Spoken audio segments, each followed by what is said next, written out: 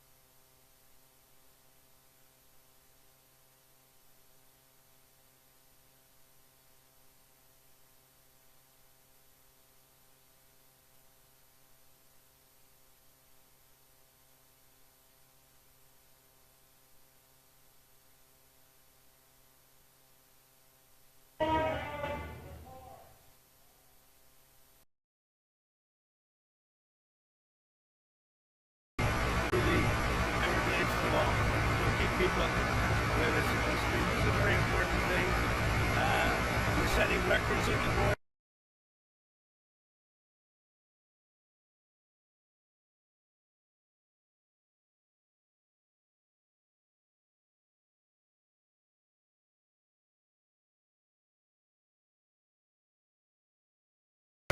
great. But Biden let in how many millions, and you got to take care of them. And so this is one example of state operating this. The feds are approving it, supporting it. We're also going to have 2,000 more at Camp Landing, which is our National Guard site.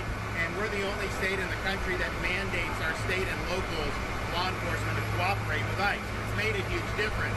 On any given day, Florida constitutes about 20% of all immigration arrests nationwide. So what I would just say is, don't let Florida be the only state. We've got very red states that should be doing this just as much as Florida's doing. That will increase their numbers. And then what happens is you'll have a lot of people that will deport on their own because they don't want to end up in an Alligator Alcatraz or some of those other places. So I think this is a model, but we need other states to step up. I was going to ask you, would this be enticing for other states to come up with their own model? They are doing it. We have Louisiana doing it. Big Alabama's doing it. We have a lot of states. They seem to be red states. They're not really blue states for whatever reason. But the red states, Republican-run states, are doing it. The blue states don't do very well at security policing. What would you say? You know, I would say that exactly right. The governor here has been fantastic in forming this partnership with the Department of Homeland Security. We were looking at different contracts with different vendors and thought, why not go straight to our governors and ask them to help us solve this problem? Florida was unique in what they presented to us, and I would ask every other governor to do the exact same thing. This is unique because we can hold individuals here, they can have their hearings, get due process, and then immediately be flown back home to their home countries. And their home countries are welcoming them. They're setting up loans for houses, they've got food assistance, they're helping to facilitate welcoming them home. I just got home from Panama, Costa Rica, Guatemala, Honduras, and they're all excited about getting their individuals back home from the United States. So There's a lot of self-reporting. there is.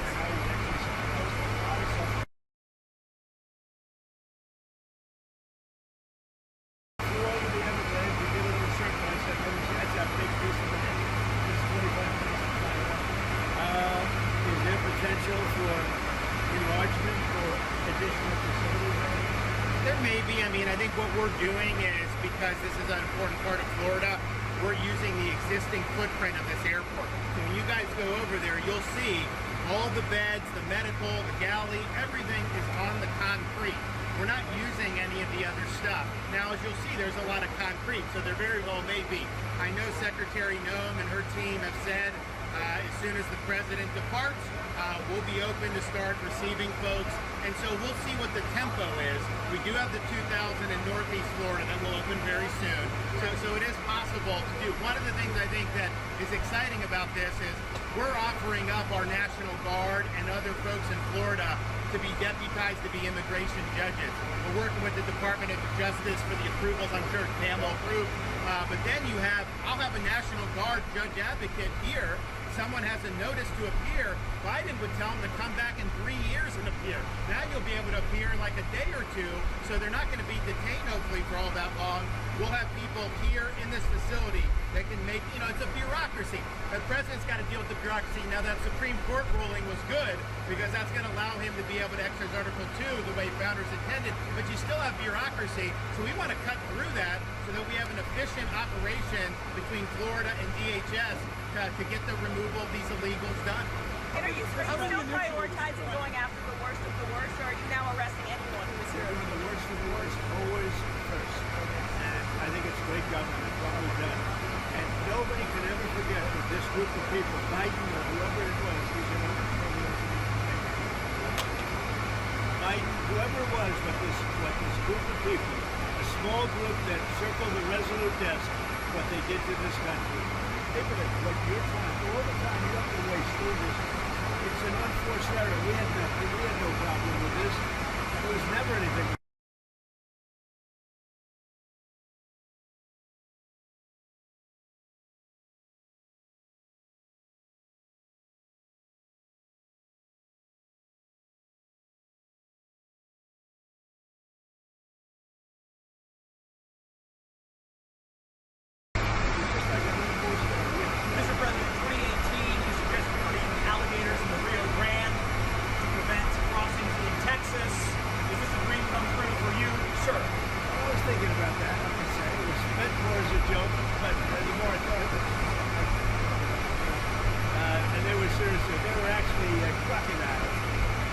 crocodiles from Africa. They are a step beyond. But no, that was really meant as a joke, but a lot of people liked it. A lot of people think we should do it. The Senate, it appears, is about to vote on I your hear big, we're doing beautiful well, bill. Ron. I hear we're doing well. Are you confident this can get I done don't by the know, 4th of July? What's tough for me when you're like, when you have one vote and you have 100 people to vote.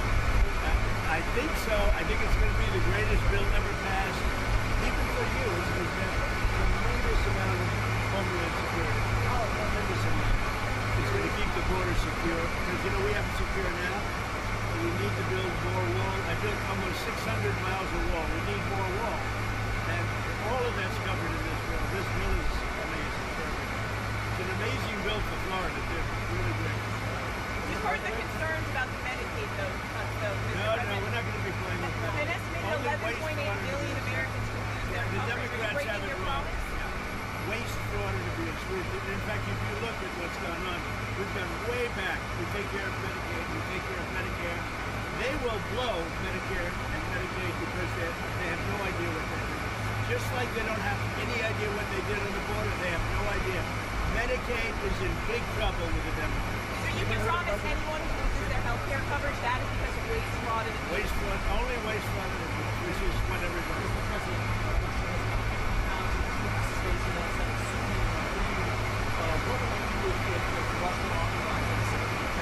We'll see what happens. I'm watching it very much.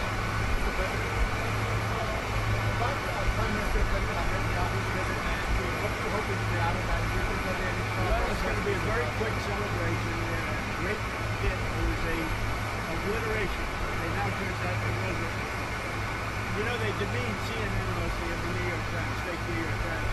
They demean these great soldiers. They went over there 17 hours flying, and they hit bullseye after bullseye after bullseye. It all blew up. Everybody saw it. Then they get back, and CNN said, well, they did okay, but maybe it wasn't. It was beyond obliteration. Nobody can even get down there. The tunnels are busted. Everything flows really well. It was a total and complete obliteration, and we should celebrate these heroes. But what I'm doing is I'm bringing them on. We're bringing them to Florida or to the White House. I gave you a choice. Mr. President, there's going to be a new bill called Make American Elections Great Again, forcing the U.S. Census Bureau to redo the census to actually get an account of how many Americans prove for citizenship are in our area, in our country, redistricting some of the House districts. Your thoughts on that? Well, I'll speak for both of us. We love it. You don't like this. I know all about it. We want to bring our elections back. The election in 2020 was rigged, millions and millions of votes. It had to do with COVID and all stuff. It really had to do with their crooked people. The Democrats are very good at cheating the election. And that's why I said too big for you. They tried this one too. But after about 9:02, they gave up. Too big to rig. Ron would love it. I would love it. Kristen would love it. That's what they have to do. They have to bring it back. And we have to look, Ron, they include anybody that happens to be in your state. California would lose like 5 seats if they did a fair census. And even beyond that, the Biden census gypped Florida of at least 1 seat. We only got 1 seat in the last census. Are you trying to tell me that Florida only had 1 seat in that? We should have had at least 2. Texas should have had another one. That could be the difference in the House of Representatives in the majority. So I would love for them to redo the census for 26. My legislature will redistrict those lines. We'll get it to where it's fair. But as it's right now, this country is not fairly apportioned. I've got so many more millions of people in Florida that have representation because of that flawed census. Mr. President, I think it's going to do very well. A lot of people it's captivating. Everybody wants it. It's going to get in. It's going to pass. We're going to be very happy. Elon Musk is ripping into this bill again. Are you concerned the Republicans are going to be swayed by Musk and his money? No, I don't think so. I think what's going to happen is Doge is going to look at Musk. And if Doge looks at Musk, we're going to say, unfortunately. Thank you very much, everybody. I don't think you should be playing that game. Thank you, Mr. President. Thank you very much, everybody. Thank you very much.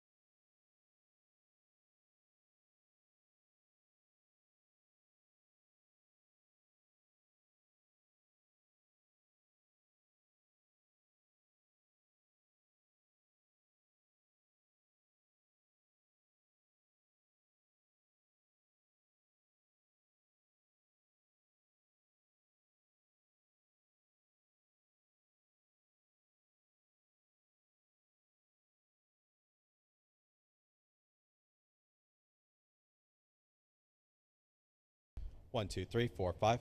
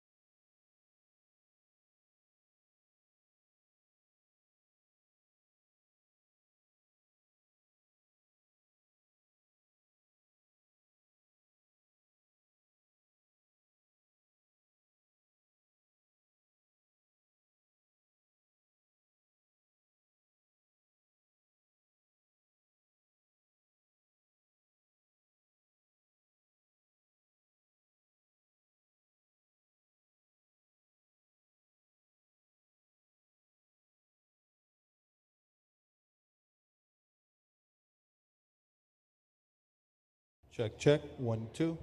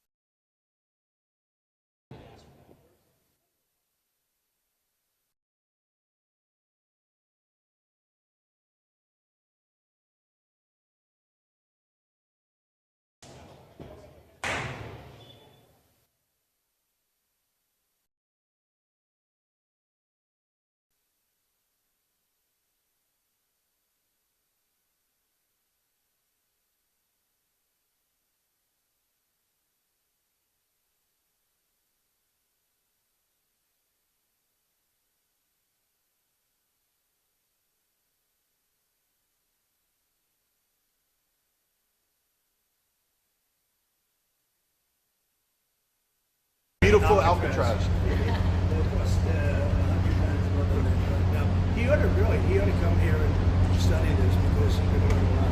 When's the first person checking into the room, sir?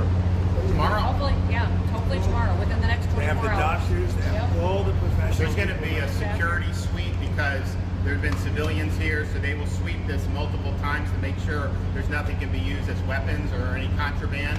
And then once that's cleared, then they'll do so. It's really up to Secretary. I know has got people in the queue, and so they'll be ready to receive. I think our viewers at home should note that this is air-conditioned facility, Yes, so it is. if any of the news claims are keeping them out in the hot, humid South Florida, that is wrong. It's probably 62 degrees in here, To be honest. or 72. Hey, Yep. Biden wanted me in here. Okay, he wanted me. It didn't work out that way, but he wanted me in here. Mr. President, what's your expectation what this will do for the speed and force of deportations? Well, a lot of things, and they're both telling me that these people come in here, they want to go home, and they want to go home, so we immediately send them home. Where it's appropriate. Now, if somebody's a real killer, we don't send them anywhere. We put them in maximum security. Look, what we inherited from this guy, this incompetent man, and his administration, which wasn't incompetent, it was radical left, lunatic, communist, whatever you want to say. I know most of them. What we inherited should never, ever be forgotten. What they've made us do. This is all because of an open border policy where 25 million people flowed in. From all over the world, from prisons, from all over the world they flowed in. For no reason whatsoever. We had, when I left, we had a very powerful border. We had no problem. He opened it up. Day one, he just opened the border. People couldn't believe it. They were standing there. What are they doing? They said, go in. That's it. You look at the first day tapes. They opened it up and they said, go in. And that's where all of this began. But this is an amazing thing that they've done here. But listen, people don't have to come here. If they self-deport and go home, they can come back legally. We will let them come back And legally. there is a lot of self-deportation. But if you wait and we bring you to this facility, you don't ever get to come back to America. You don't get the chance to come back and be an American again and work here. So. They weren't with us when President and Secretary Kevin and I, we went through the intake. So right when you do the intake, they have the information about voluntary departure. They have the ability, obviously you guys are funding that because it's a lot cheaper to do it that way. So even if they get brought to the front doorstep here, they still have an opportunity to just go back voluntarily, and then this way they're How fast does that take from the minute that, let's say We they can get put in here, them they're on like, hey, I want to stay here, I want to go back to. We can put them on a plane that day and take them home. We'll buy their plane ticket, go home, and then they get the chance to come back legally. If they wait and If say they we're not do going to do that, they can come back legally after a period. Mr. President, you've talked recently about the idea of finding some way to get farm workforce and service sector workforce, and I think you've discussed somehow a program of people leaving on a sponsorship and coming right back. Can you give us a little more detail about that and why, in the view of some hardliners, it's not We take amnesty? care of our farmers and hotel workers and various other people, and we're working on it right now, and Ron's going to be involved, and you're involved already. So we have a case, a lot of cases where ICE will go into a farm, and these are guys working there for 10, 15 years, no problem. The farmers know, we're going to put, it's called farmer responsibility, or owner responsibility, but they're going to be largely responsible for these people. And they know these people. They've worked on the farms for 15 years, and all of a sudden, so I have a great, Ron does, Christy does, we have a great feeling for the farmer and for others in the same position. And we're going to give them responsibility for people. And we're going to have a system of signing them up so they don't have to go. They can be here legally. They can pay taxes and everything. They're not getting citizenship, but they get other things. And the farmers need them to do the work. Without those people, you're not going to be able to run your farm. Mr. President, you and the governor tangled pretty hard in the 2024 election, and you stand here now. I didn't notice. Yeah, you stand here now as partners on this effort. How would you describe your relationship, and what future does I Governor would say it's DeSantis a have? 10. Excuse me? I think it's a 10. Maybe 9-9, because there might be a couple of little wounds. So maybe it's 9. I think we have a 10. Do you think his wife should run for governor? We get along great. Should Casey DeSantis run for governor? The thing about it is, I endorsed him immediately in January 2024. I raised one of his PACs millions and millions of dollars. And obviously, we saved him a lot of money in Florida because Florida was a deep red state. He didn't even have to do a rally in Florida, whereas 2016 and 20, this was like ground zero. And so we've been really happy to do that. And then we've worked very well on this and other issues with Florida. You can call him at any time, and he wants to be helpful for governors. I mean, I can tell you that. We did Hurricane Helene last year. You didn't hear from the president at the time then, but with President Trump, we know immediately. You just make the phone call. Can we ask a Gaza follow-up question? I'm sorry, like another thing you inherited. How firm are you going to be with Netanyahu about ending the war in Gaza? Very firm, but he wants it to. I will tell you. He's coming here next week. He wants to end it too. We had a tremendous success with Iran. Somebody said, "When are you going to sign?" I said, "Sign? They are so bombed out." Did you see the report issued this morning? The place was decimated. It'll be years before anybody even gets down there. So that's not a priority, but we'll have a report and we'll have whatever we want. We'll get whatever we want from Iran. And I think, and I hope they will have a good, they have massive sanctions right now, biting sanctions. It's going to be very hard for them to do anything with those sanctions. And I look forward to maybe there'll be a time when we get along with them and they can rebuild that country. But is there a point where you tell Netanyahu, like, you've got to end this now, you got to strike a deal? Well, he wants to. I can tell you he wants to. And I think we'll have it. I think we'll have a deal next week. Thank you. That's what I think. Mr. President, do you intend to announce your pick for successor to Jay Powell earlier than say, or as early as say the summer or the fall? Will I do something about who it's going to be? Yes. I don't know. Hey, she'd be a good candidate. She'd be a good candidate. Anybody would be better than Jay Powell. No, he's causing us a fortune because he keeps the rate way up. I think it's Trump derangement syndrome personally, but we have a very strong country. We're the strongest country. Look, our country right now is at a level that we haven't seen for 40, 50 years. What we're doing now is nobody's seen anything like it.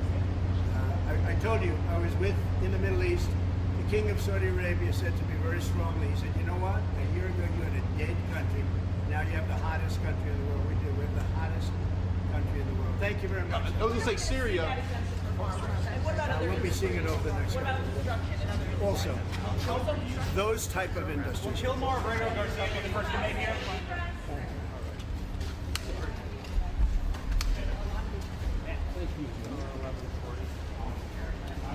Right this way?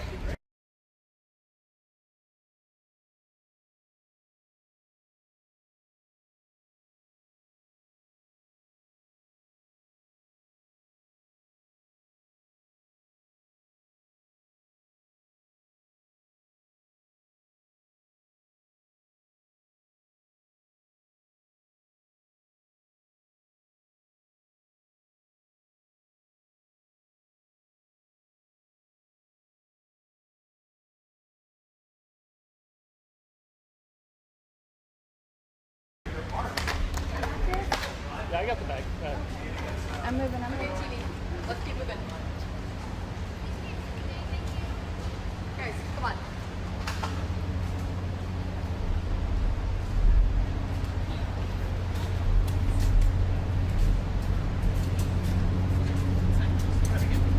A shot and a half. I'll take a shot in that.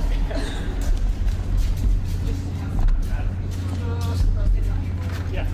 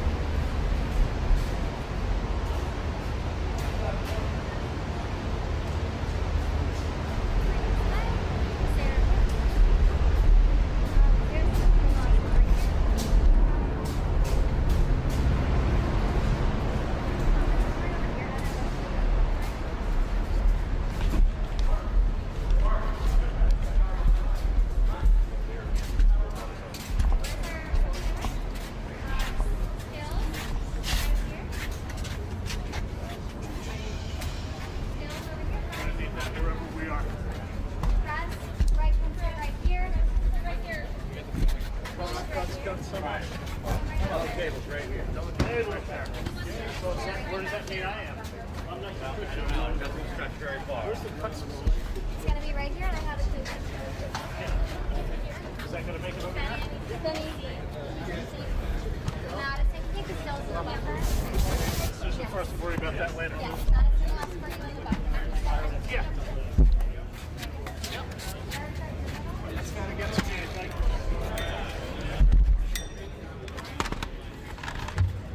Ladies and gentlemen, please welcome the 45th and 47th President of the United States, Donald J. Trump.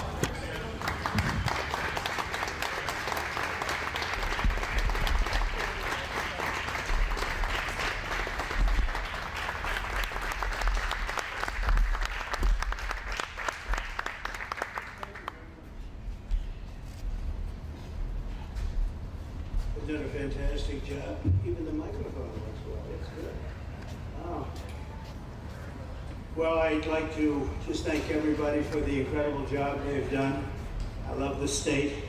As you know, Ron and I have had a really great relationship for a long time. We had a little off period for a couple of days, but it didn't last long.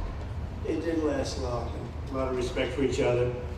And it's a great honor to be deep in Florida, the Florida Everglades, to open America's newest migrant detention center. It's incredibly built, and you're seeing that yourself. That's why I said, let the press join us on our walk so they can see what's happening. It's known as Alligator Alcatraz, which is very appropriate because I looked outside and it's not a place I want to go hiking anytime soon. But very soon this facility will house some of the most menacing migrants, some of the most vicious people on the planet. We're surrounded by miles of treacherous swampland, and the only way out is really deportation. And a lot of these people are self-deporting back to their country where they came from. Quite a few. We're amazed at actually the number. We took the FEMA money that Joe Biden allocated to pay for the free luxury hotel rooms, where he's paying hundreds of millions of dollars in New York City. And we used it to build this project, and Ron was just a little fraction of that money. The money they spent on that project, I happen to know the real estate developer. He's a very he never really made that much, but he became very wealthy. With luxury, he didn't do well. With people that are not exactly luxury, he's made a fortune. I want to thank Florida Governor Ron DeSantis and Secretary of Homeland Security Kristi Noem, and Florida Attorney General James Uthmeyer. Where is James? Where is he? You do a very good job. I hear good things. I hear good things about you from Ron too. Now you really do. He's even a good-looking guy. That guy's got a future, huh? Good job, James. I hear you did really, really fantastic. Worked hard. You're like in the construction business for a few days, right? Congratulations. For all the hard work and to make this facility possible. It's amazing. Thanks as well to Florida Agricultural Commissioner Wilton Simpson. Where is Wilton? Where are you? Hi, Will. Been a long time. Thank you. Congressman Byron Donalds. Where's Byron? Hi, Byron. How are you? Good. Florida Speaker of the House, Daniel Perez. Daniel? Daniel? Thank you, Daniel. Why, you didn't want to sit up here with us? Executive Director of the Florida Division of Emergency Management, Kevin Guthrie. Hi, Kevin. Good job. Acting Director of ICE, Todd Lyons. Todd, great job. And Senator Joe Gruters. He is a great guy. Where is Joe? We love Joe. Thank you very much. Thank you. Thank you, Joe. Joe is great. With the help of those incredible Border Patrol agents, we now have the lowest level of daily border crossings ever recorded.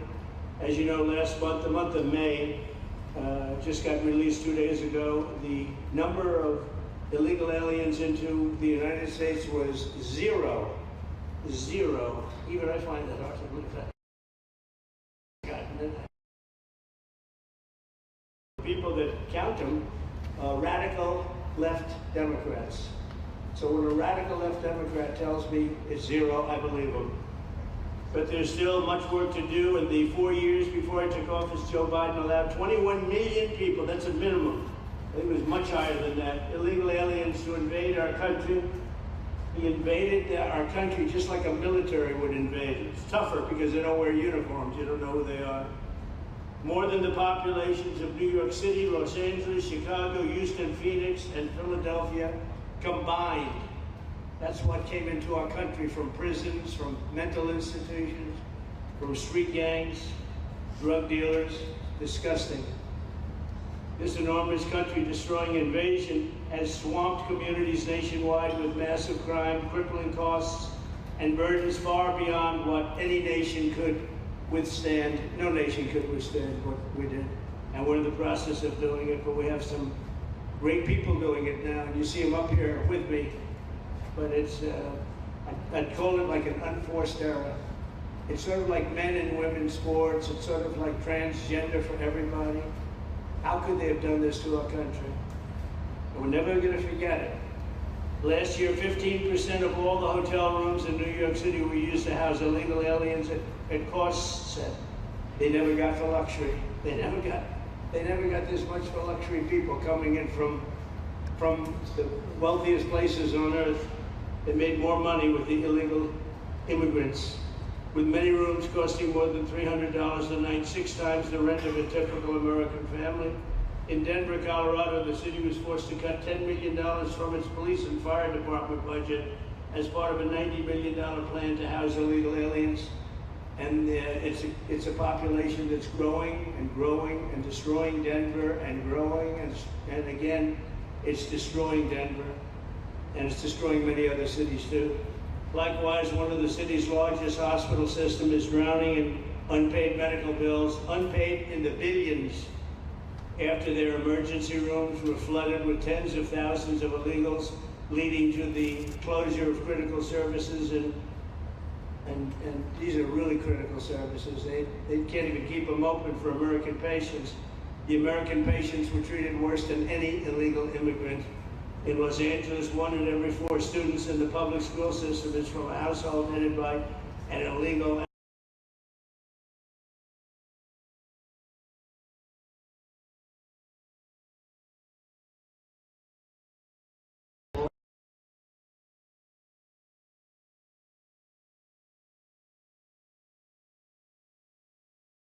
Okay, think of that. $78 billion a year on translation and smaller numbers on special education programs for non-English speakers in our public schools. So $78 billion, I think that's not a mistake.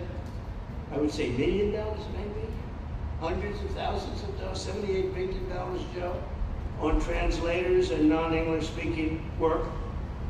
Federal government, the Justice Department, it's more than twice the cost of maintaining the United States Justice Department while we're spending on translation and other things to help. In total, the average illegal alien costs American taxpayers an estimated $70,000. That's each. $70,000. I think that number is even low. If you care about balancing the budget, the single most impactful step we can take is to fully reverse the Biden migration invasion. One of the worst invasions we've ever had. We've never had an invasion like this. We've had invasions, but we've taken care of them. We've never had an invasion like this, and it's with us. And we have some very bad people out there looking to do big harm. That's why the One Big Beautiful Bill includes funding for 3,000 new Border Patrol officers and 10,000 new ICE agents. And I've gotten to know the Border Patrol and ICE very well. Unlike Kamala, she was the border czar, but she never saw the border. She never made one phone call. She was some border czar. She would have been some president. Probably would have been slightly better than Biden, though. I had to run against both of them, you know? The one guy, it's like a fighter. You knock out the one guy who's doing better, then they put somebody else in, but fortunately she was a stiff also. Otherwise I would have been very angry. I would have been extremely angry. The heroes of ICE will also help round up and remove members of the savage drug cartels which are coming back into our country. And we got them out. Now some of them came back in, we just got them out again, and that's going to be a vicious cycle. But these are foreign gangs, they're horrendous people, killers, that have infiltrated our territory, including 8 which we have designated as foreign terrorists. organizations, which gives us a lot more power for speed and getting them out much easier. And we had a great court victory, as you know, on Friday that allows us to do what we have to do from the Supreme Court of the United States. In 5 months, my administration has already arrested over 2,700 members of the murderous Venezuelan gang known as Tren de Aragua, including a pack of these sadistic animals arrested last month with over 280 guns, and these are guns of the latest caliber. These are guns that were made over the last period of less than a year, getting brand new guns, the latest and the greatest. Every day our brave law enforcement officers are hunting down and deporting migrant criminals who have committed heinous crimes, including more than 13,000 murders. 11,888 to be exact, but I'd probably say the 13,000 is right also. Think of it, 11,888, and more than half of them, they committed more than one murder. So Ron, many of them are out of here already, but it's still it's a hell of a number to be confronted with. Just this year, ICE agents in Miami have apprehended illegals with arrests for murder, kidnapping, rape, child sexual abuse, and arson, people of the worst order. We're getting these monsters out of the United States, out of Florida, out of all the places that they're in. And on January 20th, I signed an executive order empowering governors and state police to be deputized to enforce federal immigration laws, and Ron's already taken advantage of it. It's a tremendous advantage for the states. Most of them are doing it. Actually, the blue states tend not to do it. Even a couple of them have, though. And I want to express my tremendous thanks to the state of Florida for embracing this opportunity and being a true partner. They work so well with the federal government. It's been just a beautiful, beautiful partnership. So, Ron, I'd like to thank you personally. You are my friend, and you'll always be my friend. And we may have some skirmishes even in the future. I doubt it, but I will always come back because we just seem to, we have blood that seems to match pretty well. We have a relationship that's been a very strong one for a long period of time, and I appreciate it, very much appreciate it. And also, Secretary Noem, I'd like to say, have you say a few words. You have been unbelievable, the job you've done. You and our favorite person, Tom Homan, have done, and your whole staff, because it's a lot of people, and Tom acknowledges it all the time. He respects you so much, he respects the staff that you both built. And you're really doing one of the great jobs, and it was great that you could work with Ron in Florida so well. Built such a great facility, so please say a few words. Thank you very much. Thank you, Mr. President. First of all, I want to thank you for putting the safety and the security of the American people first, and the way that you never lose focus on making sure that America stays our priority and that the families that live here get the chance to grow up and to raise their children in communities that are safe and that give them an opportunity to pursue the American dream. This facility here is a fantastic representation of what can happen when all of government works together, and when it's accountable to the taxpayers and to the citizens that live here. The President signed an executive order that allowed us to build partnerships with states and with local law enforcement officers, which is exactly how things should function in this country. More power, more authority given to people locally so that they can take control of their own destiny. And so we have already been working under the 287G program to deputize law enforcement officers, whether they be State Highway Patrol, local sheriff's departments in all of our states, and allow them to go out with our ICE officers, our Border Patrol officers, and make sure that we're getting the worst of the worst off of the streets. We also recognize that as we've been doing that and returning people back to their home countries, that we need detention facilities. We need beds to put them in place so that they can have their due process before they return home. And this facility is exactly what I want every single governor in this country to consider doing with us. What happened to start this conversation was that a young man named Jimmy Percival in my office, my general counsel, who came from Florida and used to work here, called up the Attorney General and the governor and said, hey, what do you think about partnering with us on a detention facility that we could put in place that would allow us to bring individuals there. There's an airstrip close by. You guys volunteered the assets that you have and the connections that you have and worked with Kevin extensively so that we could come here, have their due process given, and return them home to their countries. And in 8 days, this facility has been stood up. And I want everybody to recognize that the detention facilities that ICE adheres to is a higher standard than is required at state levels, at local Department of Corrections facilities, sheriff's offices. This is a state-of-the-art facility, air-conditioned, isolated though for security purposes, which is very helpful. And I appreciate so many people being willing to work together to make a project like this happen. Right here in this location, we'll have about 3,000 beds. Other location will have another 2,000 beds that will allow us to bring individuals across the country that we are bringing in and incarcerating for violating our laws, and immediately get them out of the country as soon as we possibly can. It's exactly what we need to be perpetuating in other states. And what I would say is, I want all of you to notice these flyers that we've got. Is that everybody who sees these flyers or anybody who sees these news clips should know you can still go home on your own. You can self-deport. If you go on the CBP Home app and go home now, you will get the chance to come back to the United States legally. You will get the chance to come back and do it the right way. If you don't, you may end up here. And you may end up here and be processed and deported out of this country and never get the chance to come back. That is the consequences of breaking the law in the United States of America. Listen, our job is to uphold the law. This is a country of laws. We have a border now, and because we have a president that cares and recognizes that we need to be a nation of borders and a nation that upholds the law. If you break the law, there's consequences. We will deport you and you will never get to be a United States citizen. You'll never even get to come back here and work and to pursue the American dream. But if you decide you want to go home now, go home. And we'll help facilitate it. We'll buy your plane ticket. We'll get you there. In fact, I just got back from Panama, Costa Rica, Guatemala, Honduras. Those countries are excited to get their citizens home. They're setting up programs to loan them money to buy houses when they get there, help them with food assistance, get their children educated, scholarships. They want their citizens that are living here in the United States illegally to come home and to be a part of their economy and help their countries grow. So this is a win-win for everyone, and I just want to end, Mr. President, by thanking our law enforcement officers, by thanking our ICE officers and our Border Patrol officers for what they do every day. They are out on the streets, and violence against them has increased over 500% since Trump has gone back into the White House, because he's upholding the law and because a bunch of liberals, socialists, and Marxists are out there lying about what President Trump is doing.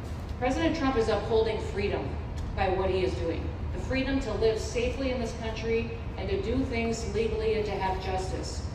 And because those liberals, and I'm calling out you, CNN, I'm calling you out because you lie every single day about what these operations are.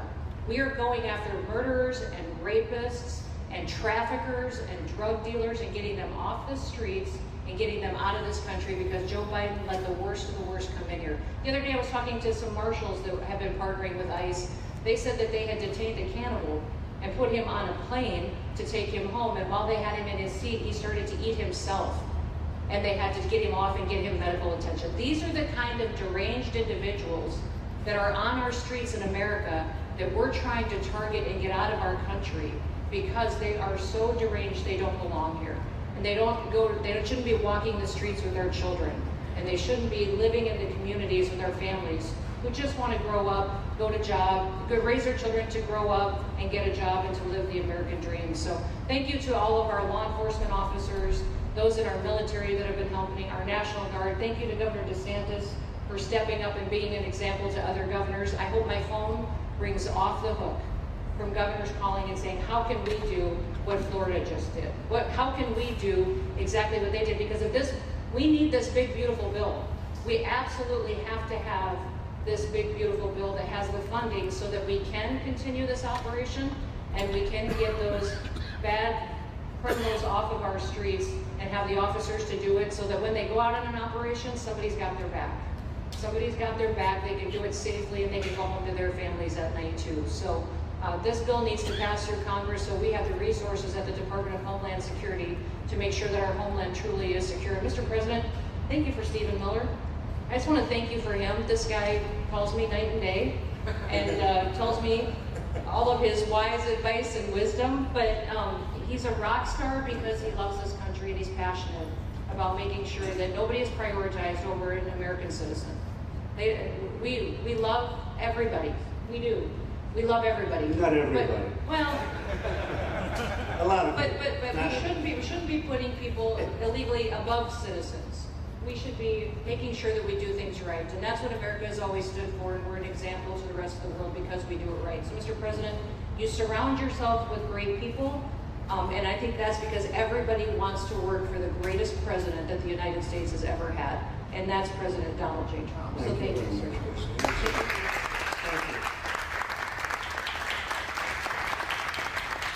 Thank you very much. And I have to say that, you know, when Christie's name was put before me, by Tom Homan, by the way, because I wanted him for the border, and somehow I thought I was going to be good in that sort. But he didn't want the upper job, and I said, who do you recommend? Christie Noem. I said, oh, are you kidding? She's great, but she's such a fine, elegant person. He said, sir, she's tough as hell. I said, are you sure? You are tough as hell, I tell you, and then you do it in a very nice way, but you are, if you ever saw her ride a horse, she rides a horse like she should be in the rodeo. She's like an unbelievable horse person, and you've done a fantastic job, and Steve Miller would even agree to that. And he likes nobody, by the way. I don't think he likes anybody. And another one we like is Ron. And Ron, would you say a few words, please? Sure. Well, thank you, Mr. President. Welcome back to Florida, and I think this is the first time you've been back since the events of a couple weeks. So just let me say, as somebody that was serving on active duty in Iraq back in the day, we witnessed the number of our troops that were killed or wounded by the Iranians. We know that they're a militant Islamic regime that was hell-bent on getting nuclear weapons, and under Joe Biden, they were about to get nuclear weapons. And because of your strong actions, those dreams and those ambitions have been reduced to rubble. And I thank you. I know a lot of veterans thank you, and people in Florida really thank you for stepping up and really making a strong, tough, but strong decision. I think we're much safer as a result of that. Now, on the immigration, I think President Trump's election represented the chance for us to finally solve this illegal immigration and border problem once and for all. I knew he was going to do the border, although he did it very quickly and very thoroughly. I think that no one can say that that's been anything but a spectacular success. But then we have the issue of Biden let in how many millions of people? And you had millions that had been in over decades previous to that. You can't have a country if you don't have respect for the rule of law. You can't have a country if foreigners get to decide who comes in. No, we the American people make that decision, who's allowed or not allowed to come into our country. We've seen Europe be overrun by open borders, so we're not going to let that happen here. So when the president got elected, I knew that the states had an important role to play in facilitating this really, really historic mission. We're the only state in America, in Florida, that requires full cooperation with ICE from all state and local law enforcement entities. And what is the net result of that? We have these agreements for these 287G task force with sheriff's departments, police departments, state agencies, and it's really instrumental in rounding up a lot of really bad people who shouldn't be here. If you look at the number of those full-blown 287G agreements that have been executed around the country, the state of Florida accounts for 60% of those. If you look at the number of immigration arrests of illegal aliens on any given day, the arrests happening in Florida constitute between 15 and 20% nationwide. So we're all in on this because we understand how important it is to our citizens. It crowds schools, it crowds medical, it crowds housing. Yes, you have illegal alien crime as well, and people want the problem solved. And the only way we're going to solve it is if states like Florida step up and help the president, help Secretary Noem get the job done. Now, this facility here was really in response to us working with DHS and ICE from the time the president got sworn in. And the number one thing they kept coming back to was, Biden decimated the agency. I mean, let's just be clear. You could have illegals in Florida. Biden would just release them. Even when they had notices or they had orders to be removed, Biden wouldn't send them back. So their interior enforcement collapsed under Biden. So they're building it back up. They're like, we need detention space. in order to be able to bring about more deportations. And so what we have here can hold 3,000 now. We have 2,000 facility up at Camp Landing that we're going to be open, which is our National Guard site. But think about what you have here. They come here, say they already or been ordered to be deported. You drive them 2,000 feet to the runway, and then they're gone. It's a one-stop shop. And this airport that's been here for a long time is the perfectly secure location. It's going to make a big difference. And let me just thank everyone who was involved. We got the call from DHS a little bit more than a week ago, and here we are 8 days later with this facility open, and as soon as Air Force One departs, it'll be swept, and it'll be open for business to be able to do. But our goal here is to process them and be able to effectuate their return to their home country. This is the opposite of what they were doing in New York by just putting them up in a hotel and then just letting them stay there indefinitely. No, we want to be able to send back. And when you walk into the processing, the President and I, Secretary Noem, Kevin Guthrie, walk through that initial intake, the first thing you see is information on how to go home on your own. Why would you want to come through Alligator Alcatraz if you can just go home on your own? I think a lot of people are going to make that decision. So you're going to have a lot of deportations that are going to be done by the administration, but I think you're going to have a lot of voluntary as well. So this is a force multiplier for the President's efforts. I would just say, and echo what Secretary Noem says, there is no reason why other states can't be doing it. And I know Louisiana, Texas, a couple of them, but we've got how many? If only the red states did this, they would be able to expand their capacity by tens of thousands, maybe 50, 100,000 on a given day. That's how you really start to make a difference. And so we're proud to be able to partner with the Trump administration on that. Mr. President, thanks for coming down. I think you highlighting this is going to move the needle in a big way throughout the country, and I think it's going to help all of us achieve the really big results that I think our voters want to see.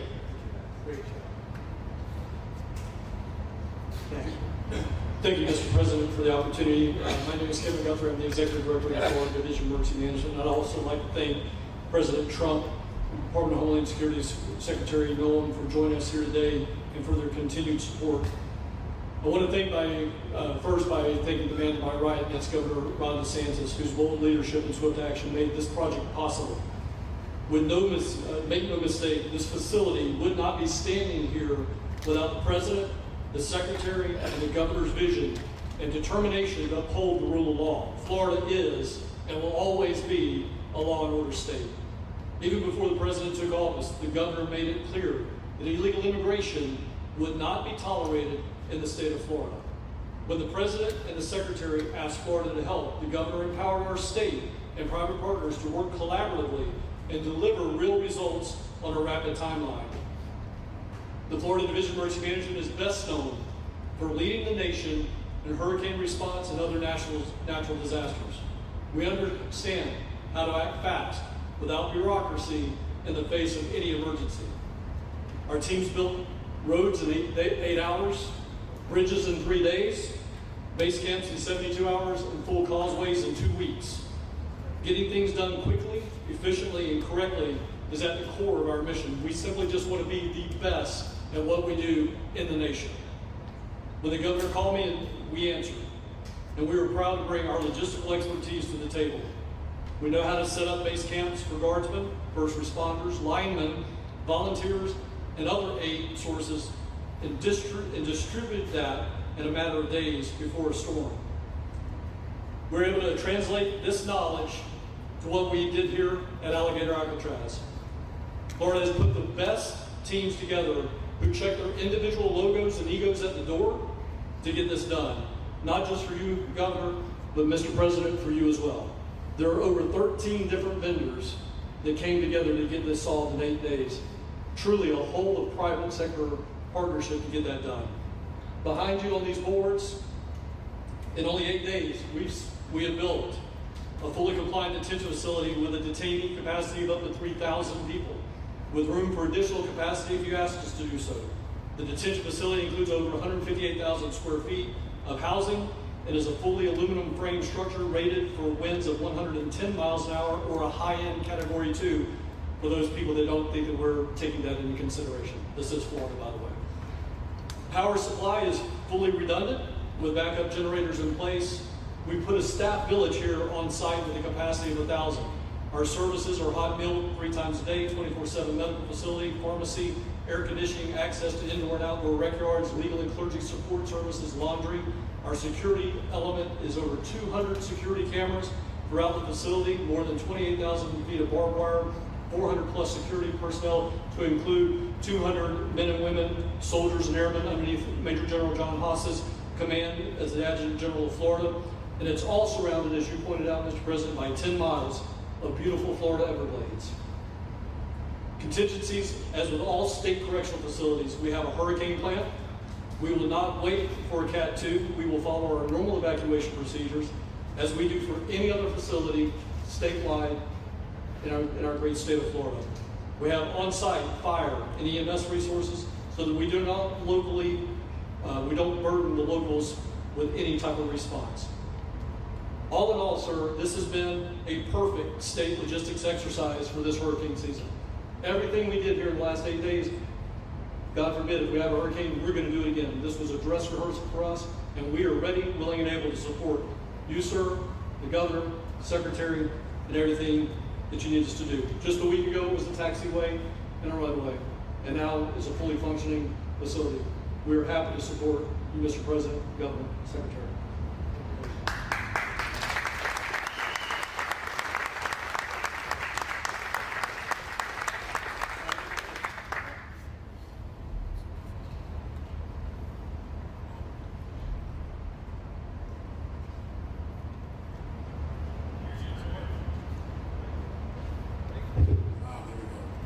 First of all, Mr. President, we all have to thank you for your leadership and for the mandate that the American people gave you to finally secure our borders and to deport criminal illegal aliens and long-standing illegal aliens out of the United States. That is a mandate given to you by the American people. I know Secretary Noem, Stephen Miller, Governor DeSantis, myself, on behalf of the other members of Congress in the Senate, and of course here in Florida, we are behind you 100% in that mission. To the Governor, I really appreciate you and commend you for your leadership on this, taking swift, decisive action to building this facility. One of the things that has occurred because of the work you did earlier this year with the legislature is that our sheriffs are out there every single day. They are arresting these criminal aliens in our streets, and they're seeing some backlog in their jails. So this facility primarily goes to address some of that backlog and then to help us fulfill the mission that the President has led us to. So Governor, thank you for your leadership and thank you for your decisive action on this. It really does mean a lot to all the people of Florida, of course the people in the 19th Congressional District. Secretary Noem, I mean, what can I say? The President's right, you're double tough. So we appreciate all your leadership. You and Tom Homan have been doing a great job. And I'm actually going back to DC after this because we have to vote on one big beautiful bill in the House. We have to get that to the President's desk so we can get you the resources that you need to fulfill the mission that the American people have asked us to do. I totally agree with what Mr. Guthrie has said. This is a logistical marvel when something like this occurs. We've seen Florida Department of Emergency Management answer the bell time and time again. The governor has said we need to accomplish this, and DEM gets that job done. And we had a side conversation about, I know there were some concerns. People were like, well, what happens if a hurricane comes? What happens if this happens? And I looked at Kevin Guthrie and I said, you already have a plan, don't you? And he goes, of course we have a plan. You know that we do. This is what Florida does, Mr. President. And so I want to commend you for your leadership and your vision on this. Governor, thank you for all that you've done with your vision and determination. Secretary Noem, we're going to get the bill done so you get the resources you need. Mr. President, good news. The big, beautiful bill just passed in the Senate. Oh, thank you. Wow. Thank you. You know, I'm waiting, listening to these wonderful words, and they are music to my ears, but I was also wondering how we're doing, because I know this is prime time. It shows that I care about you because I'm here and I probably should be there, but we do care. Thank you very much. James, please. We're all happy to hear this. Yeah. I'd like to speak on behalf of all of our sheriffs, state law enforcement, our police chiefs. We are going to continue to make arrests, to the metal, as many as we can. We want to fill this place up. The governor and Kevin have shown they can build bridges in 3 days, so why not some detention facilities? Hopefully there's more. inspiration for this. We like the idea of reopening the original Alcatraz. I don't know if that can happen or not, but we thought, hey, we've got our own natural Alcatraz in the middle of the Everglades. Great runway, great perimeter, so let's make it happen. In Florida, we walk the walk, and we will deliver for all of you. Thank you. Well, I heard you were responsible for the locational pick, and you cannot have picked a better location. I said, whoever the hell made this choice, I know you're taking a little heat from some environmental groups, but I take it all the time, and that's an honor. But I heard you were very responsible for that choice, and that was a big choice. Thank you very much. Great job, James. Thank you. We want to finish over here, and then we'll go over here, and we'll go back and celebrate the big, beautiful bill that they just got passed. You sure that's right, Brian? Yes, sir. Right. Vance and the Tiger. Wow. He's doing a good job. Wow. Mr. President, first of all, I just want to say how grateful we are that you're back here in your home state of Florida. You've been doing an amazing job, not only at our border, but around the world, keeping this country safe for Americans. We are grateful for your leadership. God had a plan for us, and it was Donald Trump. So thank you for that. As a member of the Immigration Board and as the Commissioner of Agriculture of this state, I've been happy to help lead with the governor and the rest of the cabinet on this issue. We're very proud, Secretary Holmes here today and others, to represent not only the United States in our efforts to make this commitment to keep our citizens safe, but we're going to continue in Florida to remove the barriers to have your vision come true of a safe United States. We're going to get these illegal criminals out of this state, and we really appreciate you and your leadership in this effort. So thank you. Thank you very much. You're doing a great job, too. Thank you. Thank you, Mr. President. Joe Grugers, State Senator. I'm a member of your Homeland Security Advisory Council, your Vice Chairman. Thank you for that appointment. And thank you for coming back to Florida and everything that you do. Every single day you are delivering on the promises that you promised to us at all of the events you've done throughout the years, but specifically this last campaign. You deserve all the credit for everything, and you are surrounding yourself with incredible people like Secretary Noem, Stephen Miller, and just like your big, beautiful bill here in Florida, there was a lot of commotion about our immigration bill.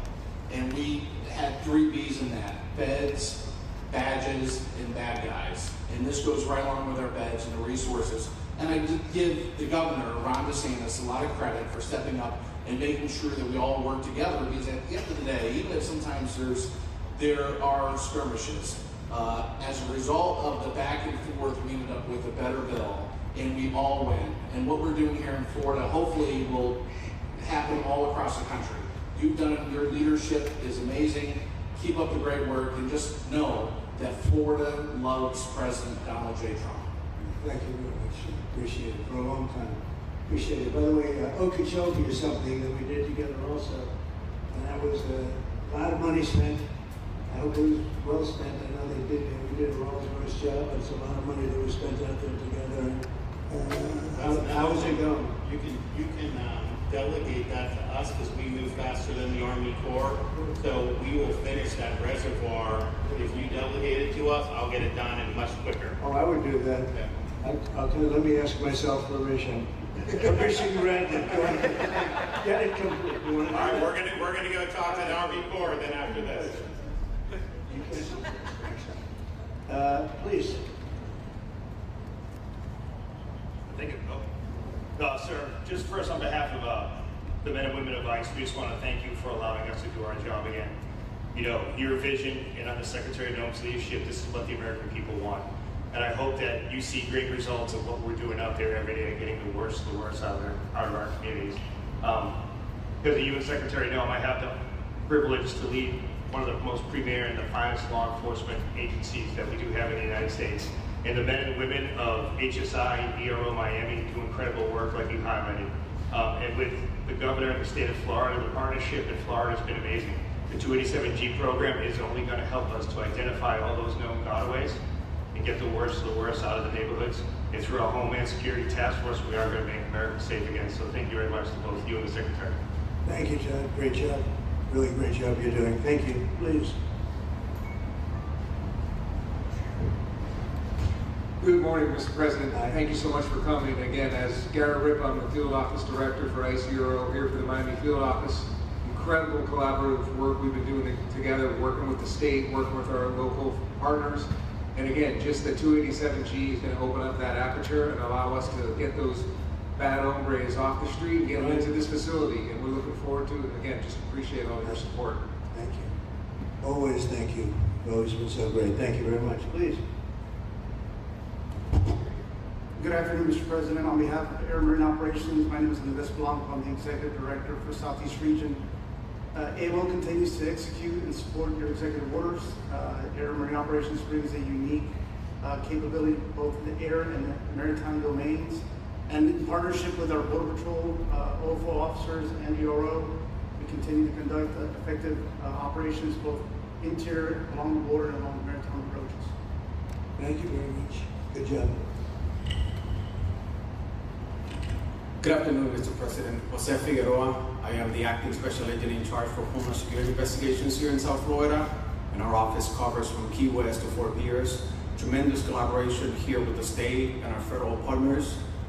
HSI is conducting criminal investigations into TDA, MS-13s that are involved in human smuggling, sex trafficking of minors, and we'll continue that effort with your support. Governor DeSantis, thank you very much for this facility. Looking forward to continue the great work. Thank you. Thank you very much. Steve, would you like to say something? Our star. Thank you, Mr. President. I just want to say on a personal note, getting to watch what you've done over the last 5 months to deliver on a 50-year hope and dream of the American people to secure the border. When President Trump came into office on January 20th, the United States had endured the largest wave of illegal immigration in human history. Not just American history, human history. And within just a few days, President Trump, through his strength, leadership, diplomacy, and vision, achieved the most secure border anyone in the world has ever seen. When we recently went overseas to the NATO summit, I had senior staff in foreign governments come up to me and ask me how he achieved the Trump miracle on his border and could that be replicated in their countries. For individuals who don't work in this space, to have 0 successful illegal entries in an entire month should be an impossible achievement. There's a 2,000-mile border with one of the poorest countries in the world, and you have open travel from 150 countries into Central America and South America. There are 2 billion people in the world that would economically benefit from illegally coming to the United States. And through the deployment of the military, through the deployment of novel legal and diplomatic tools, through the building of physical infrastructure, through the empowering of ICE, Border Patrol, and the entire federal law enforcement apparatus, President Trump achieved absolute border security. And now, once this legislation is passed, he will be able to make that with those resources permanent. Watching what you've done, sir, has been one of the honors of a lifetime. I'm proud to be able to play any role in it. And what President Trump is going to achieve next with the resources in this bill will make America safer, stronger, freer, more sovereign, and more prosperous than it has ever been before. Thank you, sir. Thank you.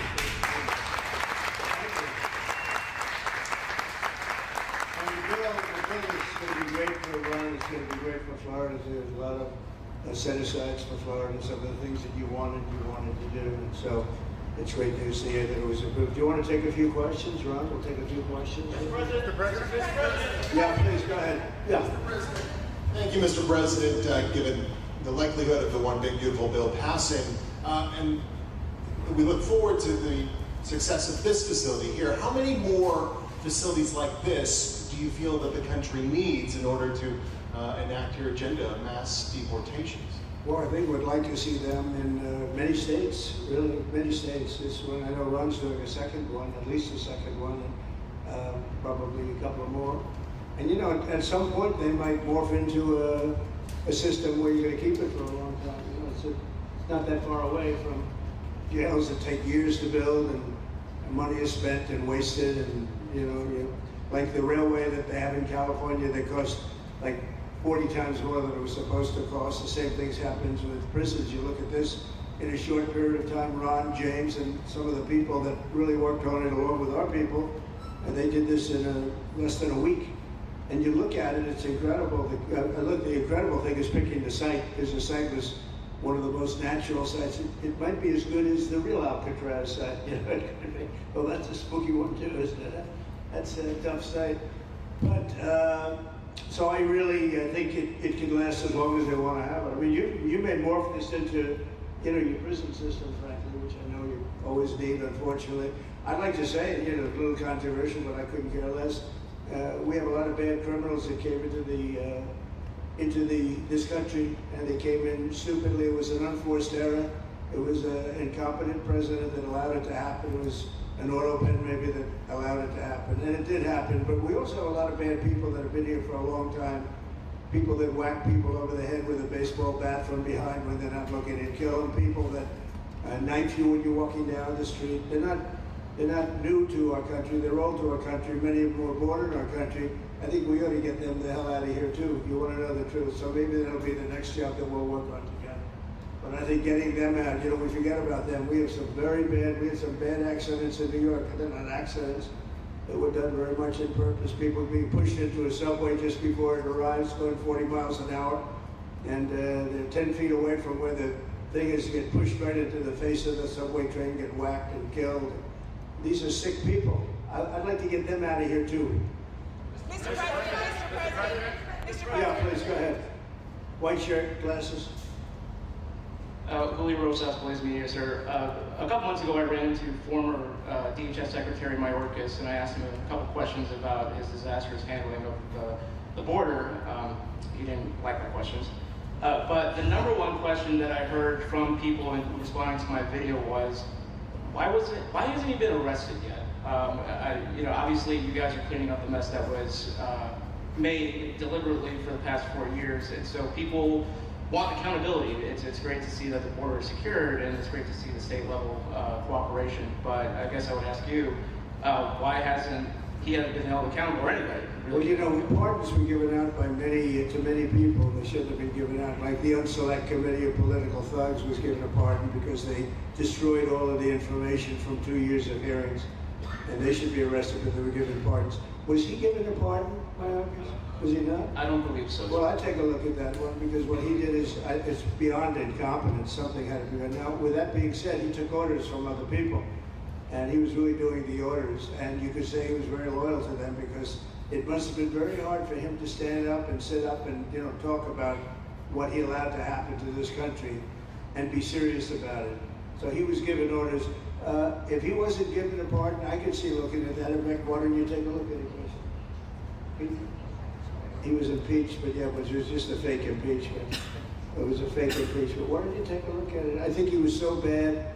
They were all so bad. Look, it was the worst president in the history of our country. We've had some bad ones, but he was the worst president. But somebody told Mayorkas to do that, and he followed orders, but that doesn't necessarily hold him harmless. So take a look at it. Very good question, actually. Thank you. Yeah, please. Go ahead. Mr. President, you and the Secretary have both said that many people have self-deported since you came back into office.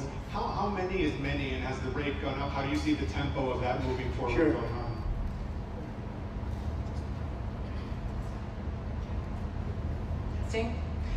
We have had several 100,000, but also we have many that have self-deported, not even using the CBP home app.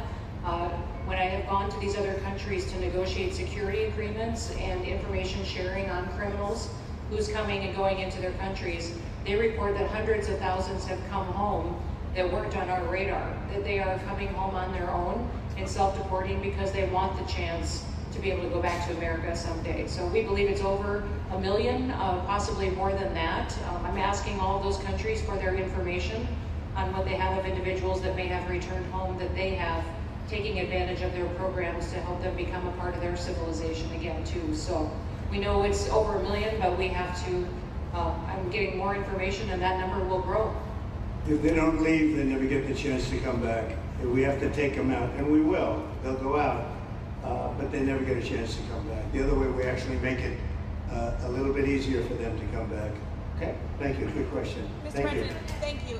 Your bill has now passed. The bill is now passed in the Senate, but we are already hearing from some Republicans in the House who say they cannot get on board with the changes that were made to the bill in the Senate. What is your message to those holdouts? Well, I just heard that about the Senate and the bill just passed, and it tells you there's something for everyone. I mean, it's a great bill. There is something for everyone, and I think it's going to go very nicely in the House. Actually, I think it will be easier in the House than it was in the Senate.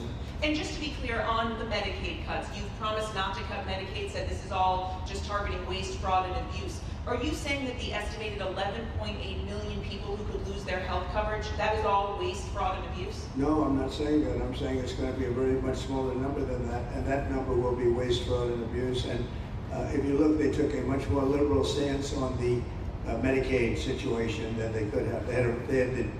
They had a tough stance and a weak stance. They took not a very strong stance on that to start off, and it's waste, fraud, and abuse, and everybody wants that covered. What number is that? What analysis are you seeing? I'm not seeing a number, but I know it's much less than the number you gave. And we really were very, very cognizant of three things. Social Security, we're going to take care of it beautifully. Medicare and Medicaid. And we are going to save it, whereas the Democrats are going to, you won't have it. They will destroy Medicare and Medicaid, and they have to because their numbers don't work. So it's not going to happen. They're the ones that have destroyed Medicare. They have made it so bad already, they're going to make it a lot worse. But now we'll be in charge, so we're going to have no problem with Medicaid or Medicare or Social Security. Thank you. Mr. President. Yeah. Hi, Mr. President. Claire Gall with Wink News in Fort Myers. What is your direction to ICE when it comes to arresting farm workers here illegally, other workers in industries that are pretty critical to Florida's economy? Yeah. Well, we're very much cognizant of that, and as you know, I won the farmers by 92%, and I'm not going to be abandoning my farmers. We were strong on the borders, but we're also strong for the farmers and for others in the hotel industry, etc. You know, we have similar situations, and Christy and I, and we'll be working with Ron and a lot of the states. We're going to work something where the farmers can be responsible for some of the people that have been there. People around for 10, 15 years that they know very well. We're going to put them responsible and we're going to issue a form of a card or document, and the farmer's going to be responsible for these people. They're not going to have citizenship, but they'll be working, they'll be paying taxes. We need to get our farmers the people they need, otherwise our farmers aren't going to be able to do their land. You know, it was tried once before, many, many years ago, where there was a very strong guy, and he got everybody out, and every farm almost in the country, but every farm in California, every farm in Iowa, almost all the farms went bankrupt. They had nobody to work, and we don't want to have that situation. So we're going to work it, we're going to put our farmers and others in charge of the people that they have under them. They know the people, and I think it's going to work out really well. We're going to take care of our farmers, but we're going to get the criminals out. Mr. President. Mr. President. Yeah, go ahead, please. Thank you. Mr. President, how do you respond to critics who fear that a 3,000-bed detention center and the waste that could produce will pollute the surrounding federal protected land, including land that both administrations have invested billions of dollars in restoring? Well, I was one of those that invested billions of dollars and hundreds of billions of dollars right here in the Meadowlands, but in the Everglades, and the Meadowlands too in New York. If you look at what we did up there, speaking of the Meadowlands, a lot of places like this, but this is a very unique one. One thing I'll say about this land, we'll be gone a million years and this land is still going to be here. It's not going to be much different. You'll have the water moccasins, you'll have the alligators. You may not have people, but you're going to have all those animals. They're going to be around, and you got plenty of them out here. I think it was a brilliant choice, and I think almost anybody in his or her right mind would say this was a brilliant choice. I give the governor a lot of credit for using this piece of land. And in addition to that, it's on top of something that was already developed. It's an airport. You know, you have the runways, so it's already been developed. So it's not like you're dropping dirt right into the thing. There was zero movement of that. That was done many years ago because the airport's very old, but it was an abandoned railroad, an abandoned airport. And frankly, it's like perfect. And you can do expansion on this site substantially without doing anything. So the people, I heard them complaining about the Everglades. There's no, I don't think you've done anything to the Everglades. I think you're just enhancing it. This was already here. How long has the airport been here? Decades. Many decades, yeah. And they have, Kevin, all these guys, you know, have a waste plan, like the wastewater gets trucked out, potable water gets, literally they have, even our DOT has put things up in case there's any seepage, which we don't. So you you are literally doing this on concrete that's already here. So I don't think those are valid and even good faith criticisms, because it's not going to impact the Everglades at all. The President's been a champion, we've been a champion, really changed the game in Florida on it. I think it's just people don't want to see illegal immigrants deported, and that's their ideology, and they have a right to that. But illegal immigration is unpopular, so they know that they're going to have less effect. So they're going to say, oh, well, no, it's just about the Everglades. But really, I think a lot of those people, they just don't want to see illegals deported. Because if you actually hear everyone's here, you obviously know there's zero land. Mr. President. I ran on the issue of illegals, and we have to get them out. And I won 82% on that issue. So I think that they may not like certain aspects of it, but ultimately they do not want them in their country. And if this is a part of a use, but I think from an environmental standpoint, it's incredible. In fact, when we landed that very big, heavy plane today, they came out and checked it fairly. I think they want the president to be able to land on a piece of concrete that's not going to go 6 feet underground. And they checked it, they came back and they said, this thing is really solid. So it's been there a long time, it's going to be here a long time, and it was a great choice, I would say. Thank you. Mr. President. Yes, please. Brian, go ahead. Yes, sir. The people of Syria were recently seen on the streets waving American flags, chanting Trump, Trump, Trump. They're so appreciative of the economic sanctions that were lifted on that country, giving them a little bit of hope for prosperity. You want to comment on that? Well, they're great people, and the man that is leading them has a reputation, and he was the head of some pretty tough organizations, and a lot of people criticized me for that. I said, well, what are we going to do, take him out of a day school, a country day school? It's by nature, I would think, Ron, they'll be pretty tough, and he is pretty tough, but I think if I met him, spent a lot of time with him, good guy. I took off the sanctions because if I didn't do that, they wouldn't have had a chance. And Syria has a chance. The people are great. They work hard. They're very smart. It used to be a place of professionals, accountants and lawyers and doctors and high academic credentials in that part of the world.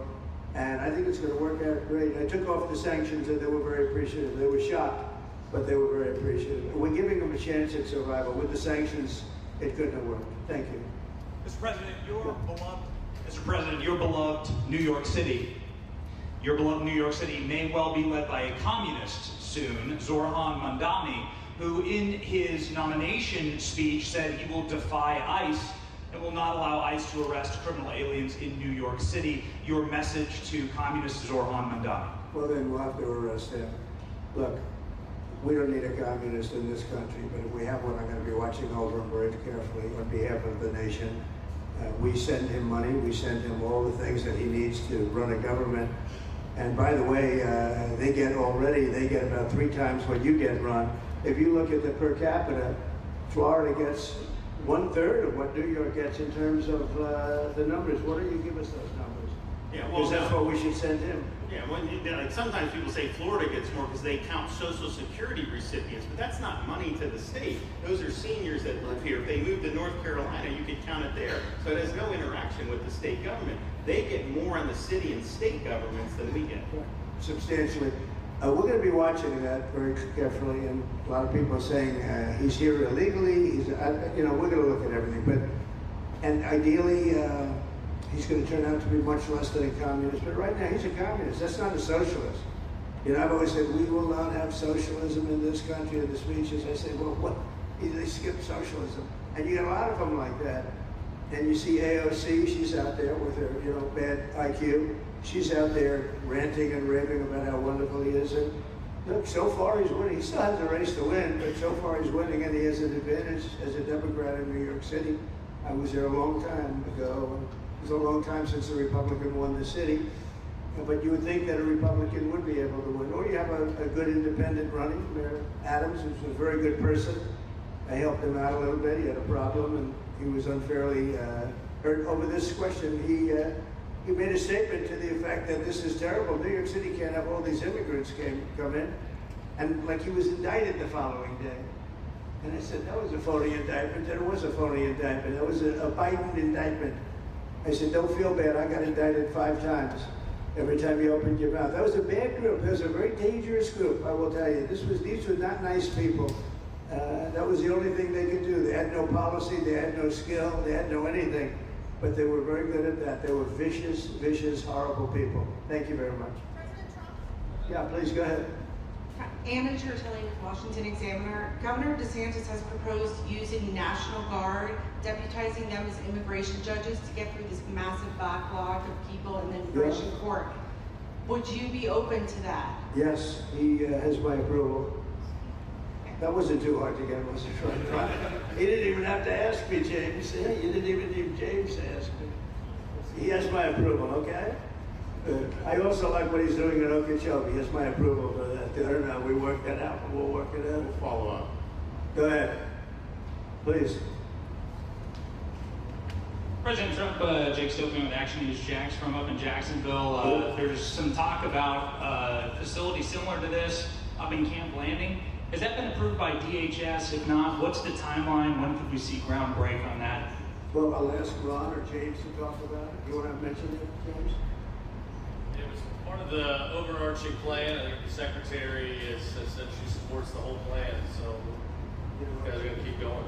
Mr. President, just specifically the response for proposals is out for that today. It closes, I can't even remember what day of the week it is, but it closes on Wednesday at 5 o'clock. Then we will do notice to proceed. So I would say right after our wonderful Independence Day, we will be starting construction there at that facility. You have another big runway there too. Wow, well, I love these runways. It's really convenient. I must say. Having a runway is a nice thing. Today you don't get runways approved. I will tell you, it's tough to get a runway. Although in the age of Trump, you get them approved.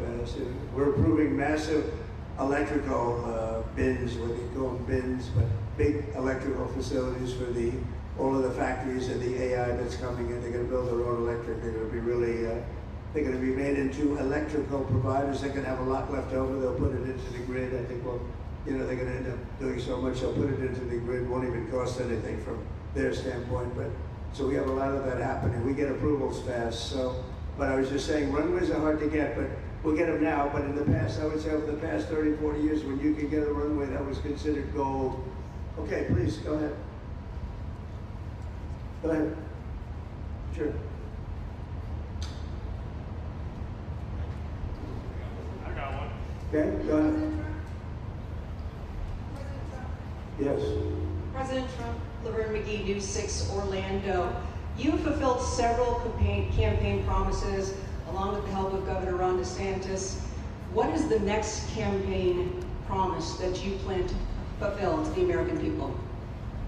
So, we have turned this country around in less than 6 months.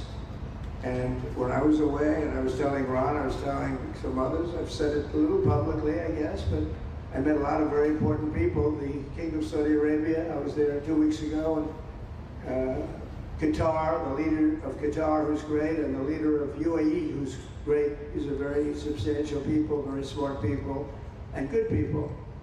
And all three of them said essentially the same thing, along with many other people, because I just left NATO. We took it up to 5%. Nobody can believe that one run. That would be hard, but nobody believes that. What happened in NATO, over $1 trillion a year from like nothing. It was an honor. But every leader said that a year ago, this country was dead.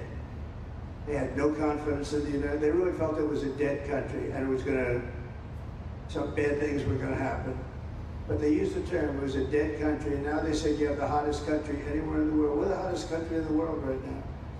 And we turned it around fast. I thought it would take longer than this. We turned it around fast. Some of it was psychology, and we had to know how good we were. But others was getting rid of rules, regulations, and all of the things that I got rid of already. I signed more executive orders than anybody in history, times like 3 or 4.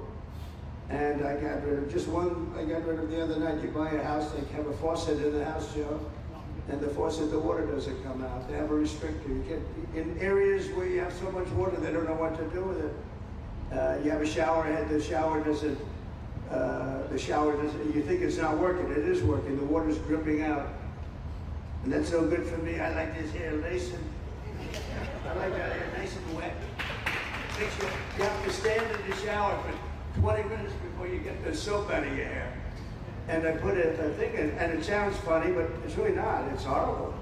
And when you wash your hands, you turn on the faucet, no water comes out. You're washing, water barely comes out.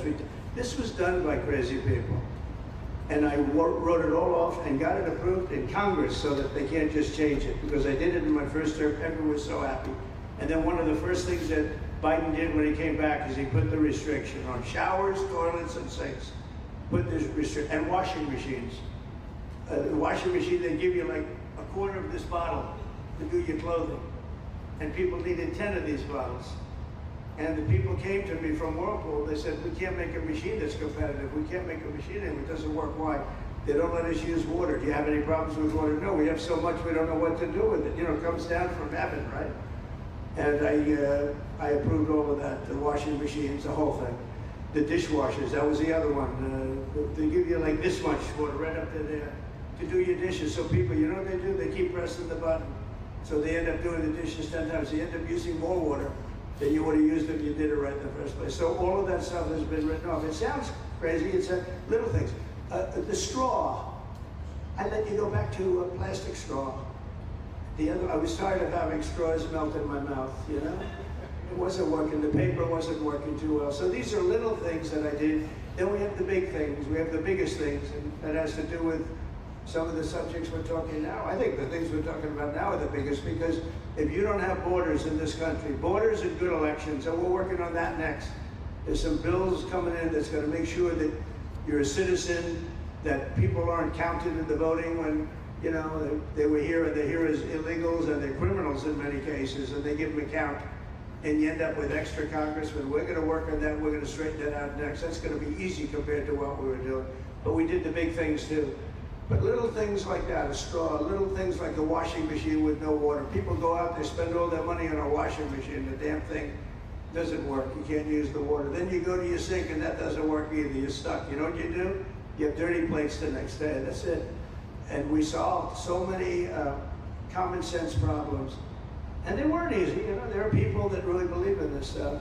But you know, most states have so much water they don't know what to do with it. And look at North Carolina. I mean, they had a lot of water, and they have to get restrictors on their, you know, their kitchen faucets. So we're very proud of the things we did, and we're going to do a lot more of them. Mr. President. Yeah, please, go ahead. Mr. President. You guys are in good shape. Hey, it's Eric Bowling. How you doing, sir? Something we've talked about for, I'd say, the better part of 20 years. I think it's something near and dear to your heart, our energy security. Under Joe Biden, average price of oil for the 4 years was about $79 a barrel. He drained the SPR halfway down, promised to replenish it, never did. Right. Under you, first term, $53 average price for 4 years. Biden was $78 for 8 years. It was never refilled. The question is now it's $64 or so. Yeah. What are we coming down rapidly? Coming down, and what a great opportunity to fix another one of Joe Biden's problems, one of the things he broke in America, giving us the energy security of an emergency SPR. Sure. Fill it to, maybe even go beyond and fill it to 1 billion barrels this time at a much cheaper price. Thoughts on the energy sector?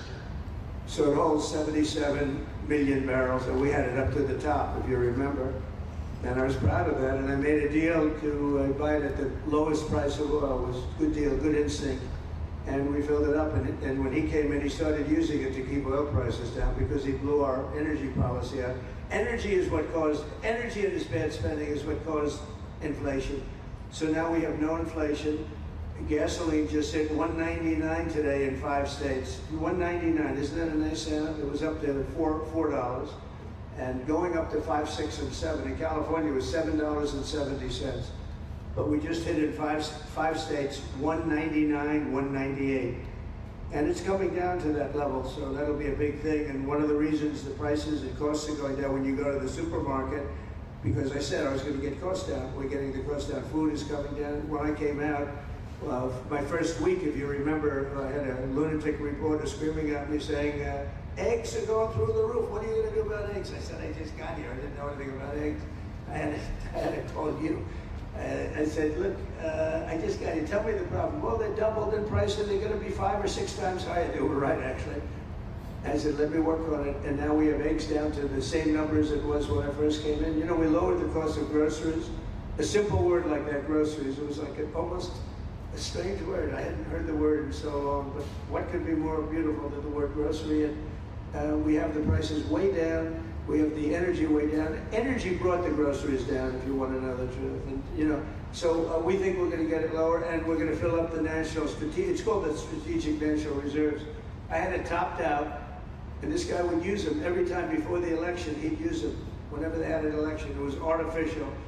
But believe it or not, as big as that, tens of hundreds of millions of barrels of oil, all filled up at low prices.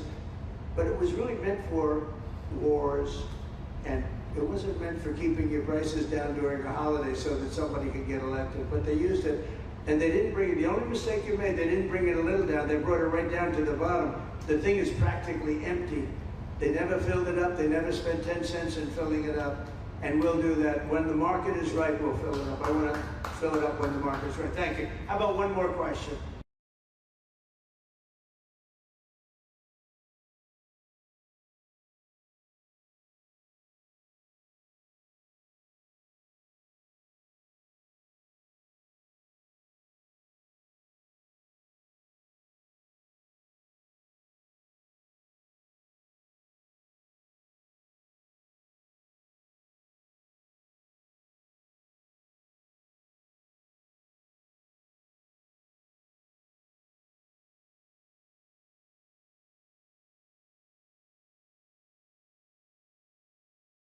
So well, they're great people. Ron has been a friend of mine for a long time. I feel very comfortable in the state. I'll spend a lot of time here. I want to, you know, for 4 years I've got to be in Washington, and I'm okay with it because I love the White House. I even fix up the little Oval Office. I make it, it's like a diamond. It's beautiful. It's so beautiful. It wasn't maintained properly, I will tell you that. But even when it wasn't, it was still the Oval Office, so it meant a lot. But I'll spend as much time as I can here. You know, my vacation is generally here because it's convenient. I live in Palm Beach. It's my home. And I have a very nice little place, a nice little cottage to stay at, right? But we have a lot of fun, and I'm a big contributor to Florida. You know, pay a lot of tax. And a lot of people move from New York, and I don't know what New York is going to do. A lot of people move to Florida from New York, and it was for a lot of reasons, but one of them was taxes. The taxes are so high in New York, they're leaving. I don't know what New York's going to do about that, because some of the biggest, wealthiest people and some of the people that pay the most taxes, and any people anywhere in the world for that matter, they're moving to Florida and other places. So we're going to have to help some of these states out, I think. But thank you very much. I'll be here as much as I can. Very nice question. With that, I'd like to just end by saying I want to thank Ron and James and all of the people that have done such a great job, all of your staff. Really fantastic work. And it really started with site selection. You can do a great job, but if you have the wrong site, in real estate, you have the wrong site, you're dead. And this was a great site selection, just about what you may read in the environmental press. Good job. And this was an honor for Christy and myself and Steve and all of our people to be here. And I also appreciate the media. They've treated us very fairly. Over the last few weeks, I've been treated very nicely. And it's so unusual. I'm not used to it, but we've gotten... Thank you for calling out. I was place and I'm in questions. And so I want to thank you very much and say hello to our friend. And I will see a lot of you. Thank you very much. We're going to make America great again.